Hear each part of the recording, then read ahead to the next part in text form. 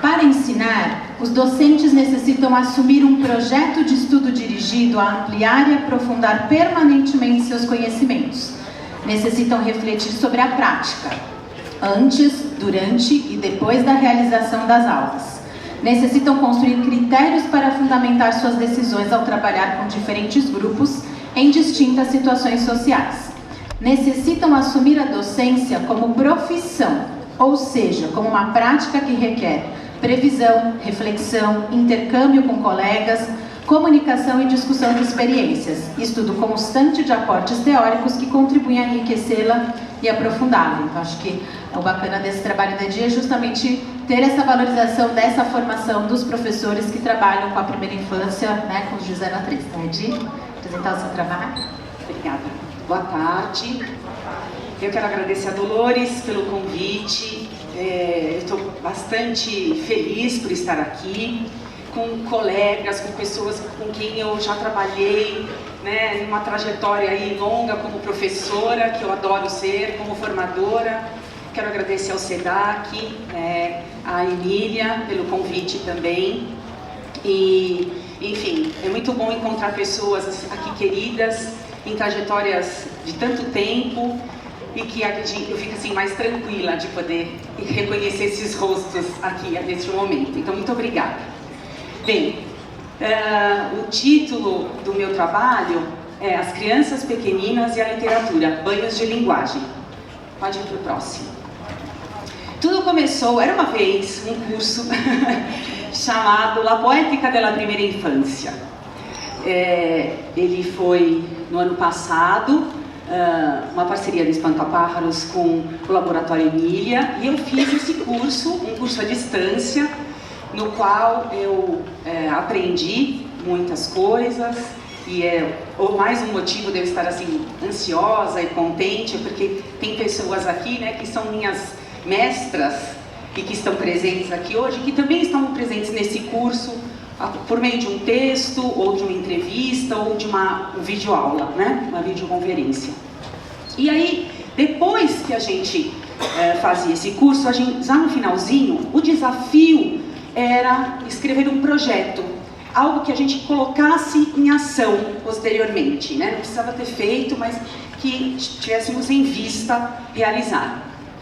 E aí eu, trabalhando no Instituto Avisalá como formadora, coordenada pela Cisele Ortiz, tive o privilégio de participar de um projeto de formação de um SEI na Zona Sul aqui de São Paulo, e eu já tinha feito um primeiro encontro com eles e pensei, bom, vamos juntar as duas coisas, né? O meu desafio como aluna do curso, como participante do curso, e o meu desafio como formadora. E escrevi este projeto. E no primeiro encontro de formação, a gente levantou algumas coisas, com algumas atividades, para saber um pouco o que as professoras do SEI já sabiam, né? Quais seus conhecimentos, quais suas angústias, seus desafios, suas dificuldades, para a gente poder dar um passo a mais, né? E assim foi. Elas já garantiam um momento da história todos os dias para as crianças, e isso era um bom sinal. Havia afetividade nesses momentos da história, era um momento agradável, um momento gostoso, um momento de prazer, tanto para as educadoras quanto para as crianças. Não tinha uma coisa aí, senta aqui, para quieto, né? Não, eu pude observar que existia uma afetividade, uma alegria daquele encontro no momento da hora da leitura, da hora da história. Porém, os livros disponíveis não eram de boa qualidade, elas tinham muito receio que os livros fossem estragados, então o que ficava exposto nos cantos de leitura eram os livros com uma qualidade inferior, mais empobrecidos, aqueles que a gente chama de 1,99, né?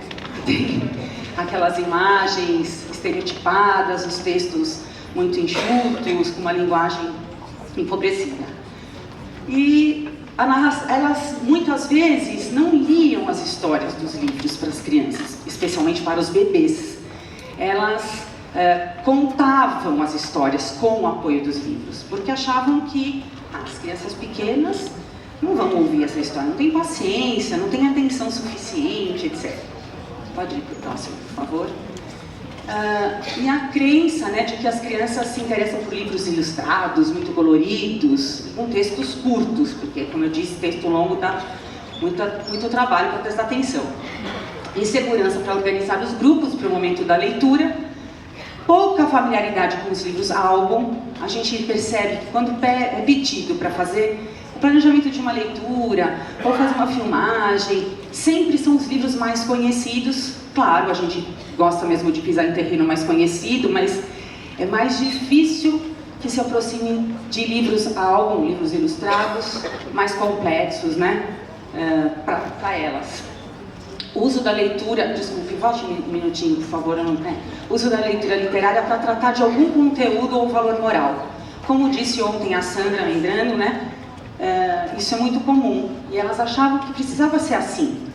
Sempre, então o que essa história contou? Precisa ser bonzinho. O que essa história contou? Precisamos amar os animais, e assim. Pode ir? Bem, os conteúdos que abordamos, então. Falar um pouco das especificidades das crianças de 0 a 3, porque muitas vezes, o que eu observo como meu trabalho de formadora, é que os professores, eles querem acertar. Mas às vezes falta conhecimento específico sobre a faixa etária com a qual atuam. Isso muitas vezes não é dado pela universidade, ou não sei se é dado, mas de que forma isso é apropriado por esses profissionais. E quando a gente trata disso, fazendo um vínculo grande com a prática, isso traz uma segurança maior na atuação desse professor, né? Então era muito necessário falar disso, dessas especificidades da faixa etária. Falar sobre como se dá o desenvolvimento da linguagem, da importância da criança e do movimento, porque tinha uma coisa assim, tudo bem, elas eram super carinhosas e tal, mas elas ficavam todo mundo sentado em roda, independente do livro, do tamanho do livro, de que história ia ser lida, todo mundo em roda, vamos cantar, vamos bater palma, mas todo mundo sentadinho, né? Então era uma coisa assim, se for muito longo, eles se levantam e saem andando. Os bebês são assim, né? E eu leio, eu continuo lendo, eu paro, era uma questão muito pertinente, se a gente parar para pensar, né? Então a gente falou um pouco da criança pequena e do movimento, como o movimento é pensamento para essa criança pequena, sobre os critérios de escolha de livros, vocês vão ver análise, né, de livros, o que são as histórias de acumulação, por que elas são importantes, isso tinha muito mais no curso que a gente fez à distância, no laboratório, Emília. Por que essas histórias são importantes, as histórias de acumulação? Por que pega isso tanto com a criança pequena? E as histórias de repetição? Por que dá caldo, né? E os contos tradicionais? Por que são tão importantes? O que eles têm de diferente? E assim, as histórias rimadas, e a gente foi fazendo análise disso, as cantigas, as parlendas, o que isso tem a ver com a criança pequena, com o ritmo, com a musicalidade que ela traz, e fomos tratando, analisando esses gêneros, né, esses materiais, para falar um pouco também da construção dos vínculos afetivos, da linguagem e da identidade, como isso tudo ajuda na formação da identidade daquelas crianças, né? Das nossas crianças. Pode ir, por favor. Já falei das características dos contos, diferenças entre ler e contar, volta mais um pouquinho. O planejamento da leitura. O que a gente coloca no planejamento? Porque essa é uma questão que eu vejo muito nas escolas. E olha, modéstia à parte, eu já passei bastante por esse Brasil fazendo formação de professores no Maranhão, né? Em São Paulo mesmo, em outros, Mato Grosso, em outros estados e municípios, e às vezes o coordenador fala, o professor não planeja, o diretor fala, os professores não planejam, e o professor fala, mas eu planejo, mas será que as pessoas, né, a gestão e os professores sentam para planejar juntos, para pensar juntos sobre os livros, o que é oferecido para essas crianças? Então a sensação às vezes é que fica se jogando um para o outro, mas não se ajudam, né? E a gente precisa de ajuda uns dos outros. Então nós falamos muito assim, o que precisa ser considerado no planejamento da leitura? O que eu ponho lá? Como que eu vou agrupar as crianças, como é que eu vou apresentar o livro, se eu vou fazer um comentário no final ou não, se eles vão estar em pequenos grupos, vai ser uma roda, não precisa ser roda, todo mundo precisa estar perto porque é um livro que eles precisam ver as imagens, enfim. Agrupamentos, já falei, e a organização dos cantos de leitura também foi um conteúdo importante e tratado. Pode ir, por favor. Aí as propostas que foram feitas para elas, que tem muito a ver com o que a Sandra falou ontem. Nós garantíamos a leitura literária para os professores. Todo encontro a gente começava com uma leitura literária. Um varal literário, com textos onde eles escolhiam, ou eu fazia uma leitura para eles. Então sempre tinha uma troca de livros, indicações, uma falava do livro que estava lendo para os outros e tal. Produção de síntese dos encontros.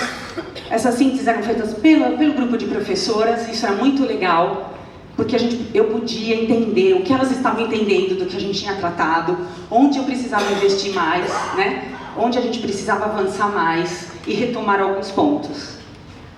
Estudo e discussão de textos teóricos, importantíssimos, análise de boas práticas, análise dos livros, realização de atividades e registro, feito por elas, e da livraria, que foi um ponto altíssimo. Elas gostaram muito de livraria.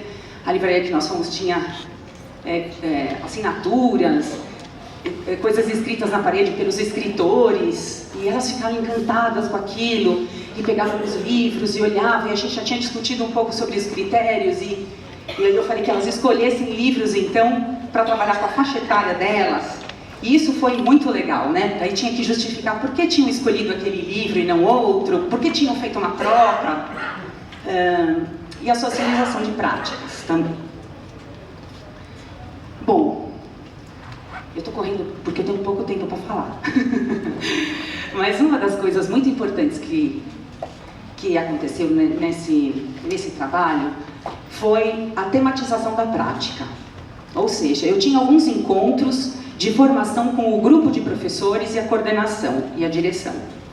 Mas eu também ia lá uma outra vez no mês para fazer uma atividade com as crianças. Eu era filmada nessa atividade e depois a gente mostrava essa atividade e tematizava no encontro de formação. Como era o meu primeiro ano lá, não dava para chegar e falar, você vai ser filmada no encontro que vem. Podia causar um constrangimento, a pessoa ia se sentir perseguida, sei lá, ou com vergonha. Então, eu comecei a ser filmada. E a tematização da prática, acho que todos aqui já devem ter escutado, sabem, mas é bacana a gente, de repente, tem alguém mais novato chegando agora na educação, falar um pouco que é um olhar para algo e tratá-lo como um tema de reflexão, levantando teorias a seu respeito. É por isso que, por vezes, é chamada de teorização. E por que da prática? Porque ela consiste em analisar as atividades didáticas da sala de aula para estudar as teorias que ajudarão os docentes a perceber as intervenções necessárias ao ensino dos conteúdos. Ou seja, aquela professora, aquela situação que está sendo retratada naquela filmagem, tem um embasamento teórico. Aquela professora age assim porque ela tem um embasamento teórico, ela tem uma concepção de criança, de educação. Isso nos interessa olhar. Qual é a teoria que está por trás dessa prática, né? Por que ela toma determinadas decisões? Por que ela age desse jeito? Porque ela acredita na criança? Enfim, por que ela organiza o espaço dessa forma? Porque esse espaço ajuda a mediar a situação? Enfim. Então, essas foram coisas importantes. A tematização da prática foi muito importante nos nossos encontros de formação. E aí eu trouxe para vocês, próximo, por favor, algumas imagens de quando eu li para eles o livro Bruxa, Bruxa, Vem à Minha Festa. Eu não trouxe o vídeo porque eram pequenos vídeos, ficaria muito longo. Além disso, uma filmagem muito caseira, com muito ruído em volta. E eu falei, não, isso não vai dar certo. É melhor eu tirar umas fotos, né? Dar um print na tela e mostrar algumas imagens para vocês. Os vídeos foram passados para o grupo em formação. E isso foi muito importante, ajudou muito que os professores pudessem olhar não só para as minhas ações, que não é esse o foco, né, mas olhar para a teoria que estava por trás, como eu disse, e também para a reação das crianças, principalmente dos bebês que ainda não falam, né? O que eles mostram para a gente? O que eles sentem com a leitura? Isso ficou muito evidente, é como pá, jogar. E elas prestavam atenção não só nesse menino, o loirinho, que vocês vão ver aí, que está logo de frente, que ele que fala mais e tal, mas dos outros dois que estavam com ele o tempo todo, que não falavam nada, mas que olhavam para ele, que olhavam para mim, que olhavam para o livro. Então isso, as professoras puderam perceber muito essas reações das crianças. E foi muito valioso isso para elas. Então, volta lá, por favor.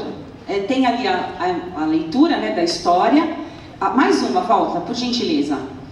Então vocês vejam que eu leio a história, mas tem umas crianças lá atrás, lá no fundo, uma menina de chupeta, inclusive, ela está olhando, ela está ouvindo a história, só que ela não está perto de mim. Era a segunda vez que eu entrava na sala do berçário. E ela está ouvindo a história, porém ela não se aproxima. Esse menino de blusa vermelha, ele vai se aproximar e vai ficar o tempo todo do lado do Lorenzo, que é esse que aponta, mas que não chega muito perto depois de uma das imagens que eu vou mostrar para vocês. Pode ir, por favor? Aí é a mesma coisa, uns se aproximam, outros se afastam, uns andam pela sala, pegam um brinquedo. E é legal falar que tinha 2 cantos, né, com brinquedos diferentes, e eu estava num outro espaço que elas chamavam de canto de leitura, com os livros, e começava a ler baixinho, falando: quem quer ouvir uma história? E quem queria se aproximava de mim. Então pode ir. Aí o Lorenzo fica encantado com o tubarão, porém com muito medo. Ele falava: tem medo. Aí eu falava: você tem medo? Então eu vou guardar. Isso depois da leitura. Nós estávamos revendo as ilustrações. Eu falava: você tem medo? Eu vou guardar. Aí ele fazia: Aí eu falava: você quer ver o tubarão? Aí eu mostrava para ele. E ele falava: medo. Eu falava: então você tem medo? Eu vou guardar. E ele: Isso muitas vezes. Muitas vezes. E ele não encostava na boca do tubarão. De jeito nenhum. Ele apontava, mas não chegava perto, né? E ficou encantado. Próximo. Lorenzo impressionado com os dentes. Ele fazia: mostrava. Eu falava: quantos dentes o tubarão? Você está vendo os dentes dele?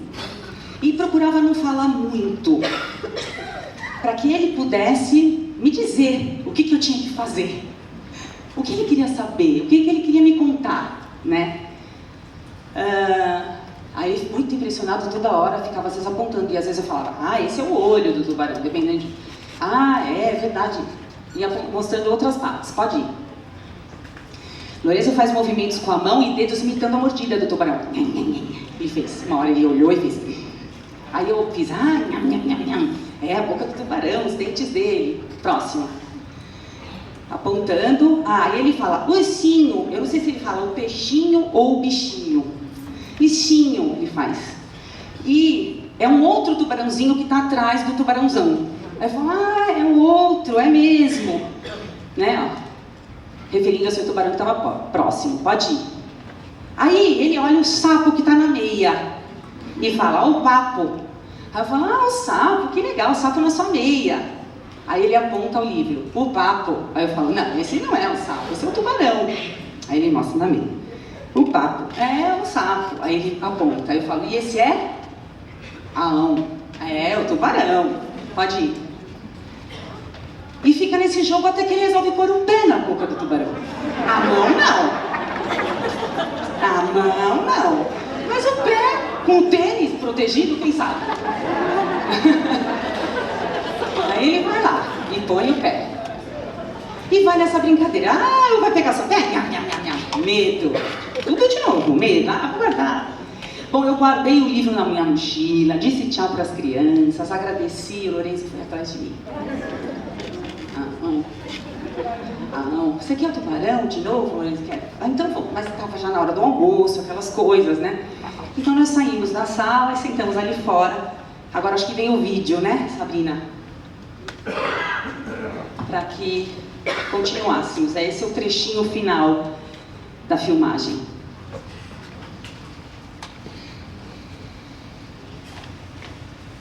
A gente testou e funcionou. Sempre acontece. O encontro de formação é assim.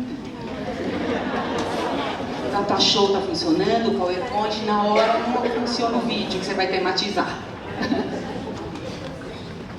Não, Sabrina? Só um pouquinho? Bom, enquanto a gente espera o Lorenzo contar pra gente como é que termina essa história dele, do tubarão da bruxa vindo. Ah lá, vamos ver se dá certo. Vai com o seu pé? Dá o pé. E o dedo? Ó o progresso. Dá um olho.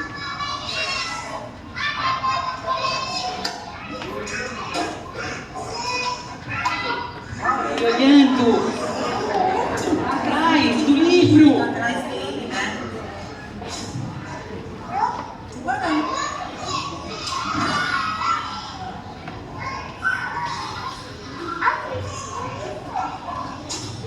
Agora com minha mão já, né? Acabou? Vamos fechar? Vai morder seu dedo, vai morder.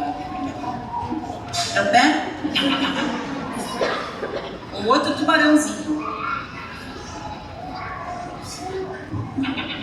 Ele que vai comer?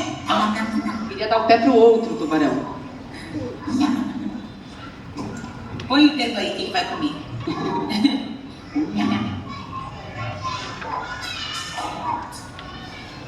E ele faz assim com...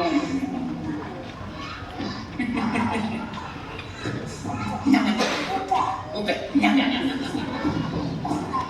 O sapo. o sapo da meia.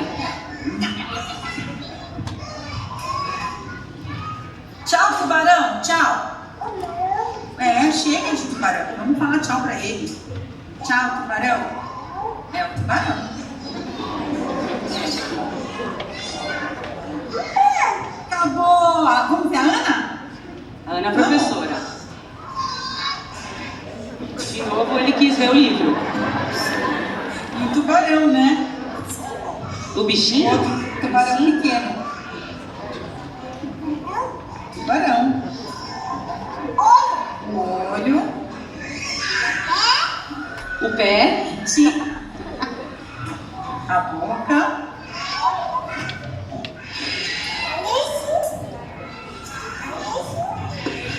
Esse.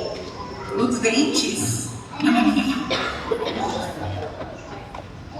O nariz. Nariz. Aqui, ó. Era nariz, Edi. A ponta do rosto do tubarão. Da cabeça do tubarão.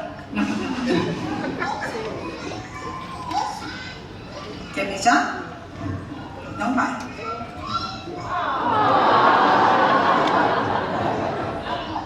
A porta. A boca, não era a porta, a boca. Tchau, tubarão. Tchau. A boca? Incrível, né? Então, elas ficaram muito... observaram muito as questões das crianças que estavam em volta, os colegas que não interagiram com o corpo ou falando, mas que interagiam com o olhar. Na filmagem, o Lorenzo fica muito tempo, o olho dele percorrendo as 2 páginas do livro, porque ocupam as 2 páginas, né, a ilustração. Então, isso é muito legal da gente ver, de como eles são abduzidos pela ilustração. E a gente estava falando disso na mesa anterior, né? Aí eu coloquei outros jeitos de olhar para as crianças, com esses... Porque, assim, eu acho que elas se sentiram tão seguras por saber dessas coisas todas, esses conteúdos todos. Outro jeito de olhar para a leitura, de propor a leitura, de promover esses momentos para as crianças, né?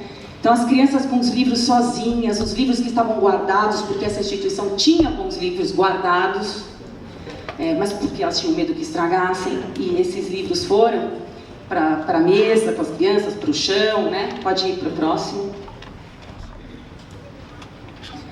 No começo eu tinha 9 encontros e 8 filmagens com as crianças. E aí eles me disseram que não eram 9, eram 8, porque eles não podiam fazer o 9º encontro, enfim. Mas o que eu quero mostrar para vocês é que foram 6 filmagens minhas, porque as últimas as professoras quiseram fazer. E isso foi muito legal, porque foi uma coisa que partiu delas. E nós sentamos juntas para fazer o planejamento dessas atividades. Porque, como eu disse, é um trabalho em conjunto, elas não podem se sentir sozinhas. Se der certo, beleza, mas se não der, a culpa é só minha, né? Eu vou me sentir mal pra caramba. Mas se a gente sentar juntos, nós vamos ter mais ideias, nós vamos nos implicar nessa situação e todas nós estamos nos responsabilizando por essa filmagem.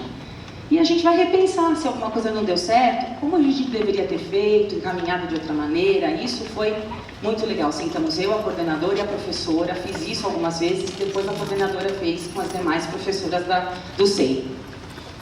Pode ir?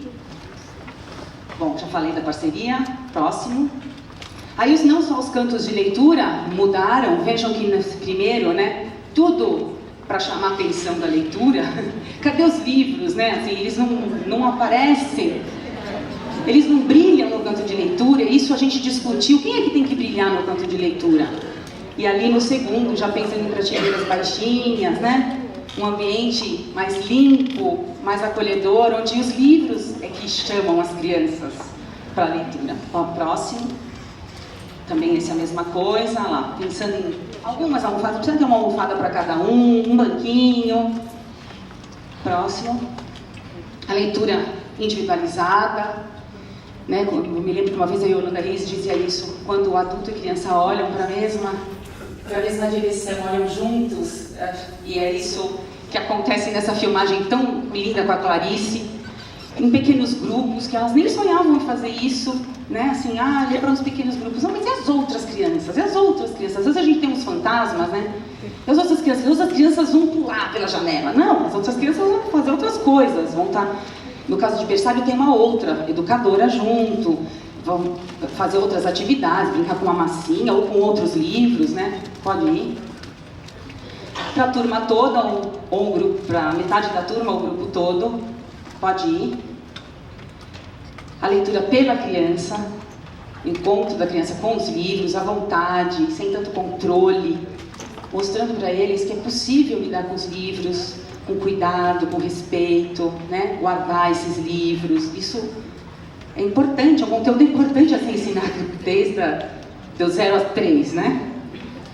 Em parcerias ali, pode ir. A última imagem, eu acho. Não, ainda não. Eu queria pensar em espaços, a Estelinha Barbieri falou disso lindamente no curso, né? Desse espaço acolhedor, desse espaço que é preparado, que acolhe, que encanta, que tem significados. Mais um. E essas duas imagens que eu acho demais. Esse mesmo livro com essas duas meninas, né? Lendo, conversando sobre a obra. Esse sujeito que é tão pequeno que apoia os pés na cadeira, olha o tamanho dele, né? Um livro, é muito... a gente aprende muito com os bebês, a gente ainda precisa aprender muito mesmo com eles. Aprender, e isso elas também falaram, eu aprendi a ouvir mais as crianças e aprendi que eles são capazes. Porque ficava tudo muito no coletivo. Todo mundo senta, todo mundo bate palma, todo mundo, né? Parece um auditório, não é uma turma. Então, isso ficou muito forte para elas. Elas conseguiram compreender muito bem, se apropriar muito bem. Essa imagem, e também uma outra coisa que a gente falou para elas, né? É de que essa educação de qualidade não é só para as crianças das classes favorecidas economicamente. Essa educação precisa chegar para todas as crianças. E é por isso que elas precisavam lutar e aprender como professoras, porque precisavam garantir isso para as crianças. A criança que tem uma família com condições financeiras e culturais, né? Ela vai no shopping, ela vai ao teatro, ela ganha livro quando nasce. Mas muitas dessas crianças que frequentam essas creches, infelizmente, não têm essa mesma realidade. Então elas precisavam aprender tudo isso para garantir isso para as crianças. E se eu tivesse que terminar hoje, se eu tivesse, não, eu tenho que terminar, né? Eu gostaria de falar mais, porque eu gosto de falar. Mas para terminar, olhando essa imagem hoje lá no meu computador, e com tudo isso que aconteceu ontem, né, a história contada pelo Magno e tudo, que a Dolores já falou hoje, eu acho que terminaria assim. E quando passarem a limpo, e quando cortarem os laços, e quando soltarem os cintos, façam a festa por mim. E quando largarem a mágoa, e quando lavarem a alma, e quando lavarem a água, lavem os olhos por mim. Quando brotarem as flores, quando crescerem as matas, quando colherem os frutos, digam o gosto para mim. Muito obrigada.